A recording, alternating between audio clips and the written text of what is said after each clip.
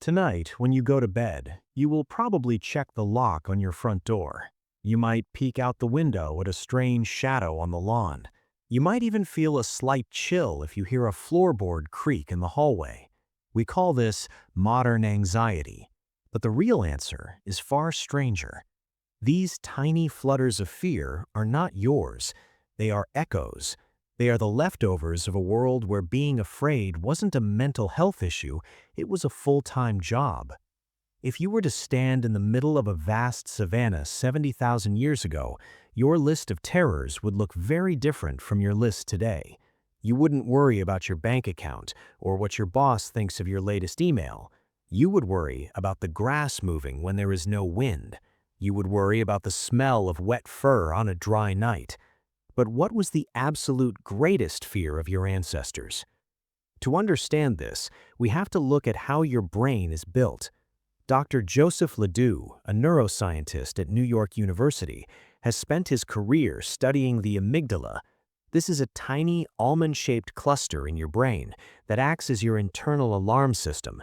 It doesn't use logic, it doesn't wait for you to think, it just reacts. For an ancient human, a slow reaction meant the end of their genetic line. You might think the number one fear was large predators. It makes sense.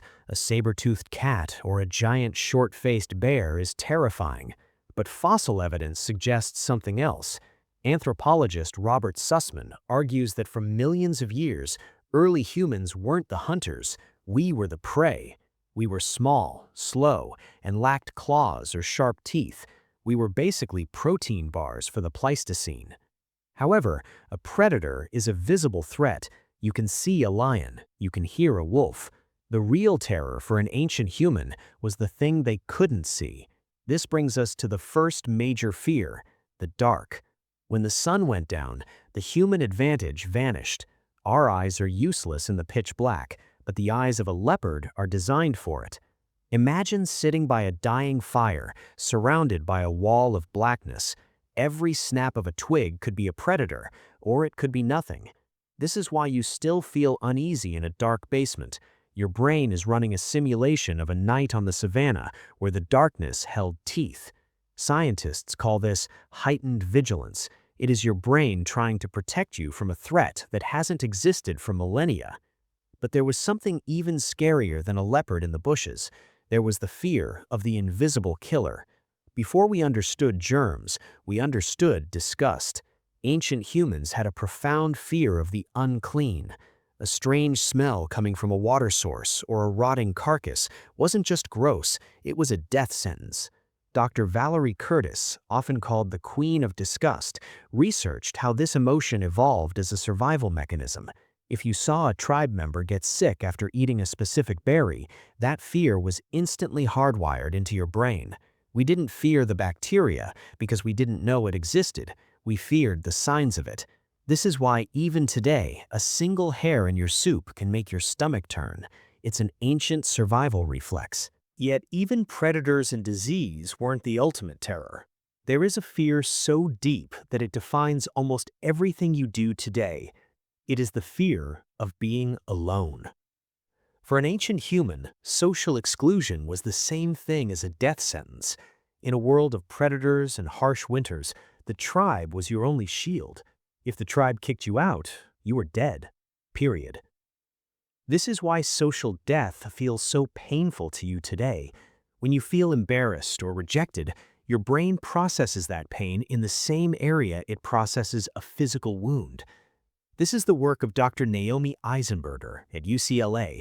Her research shows that our brains literally cannot distinguish between a broken heart and a broken leg. Why? Because to your ancestors, being disliked by the group was as dangerous as being bitten by a snake.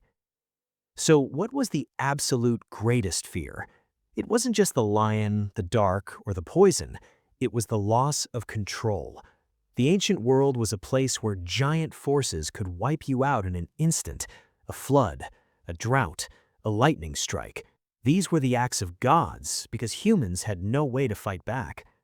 We developed rituals to cope with this. We drew on cave walls to feel like we had power over the hunt. We told stories around the fire to make the darkness feel smaller. We created rules and taboos to keep the invisible killers at bay.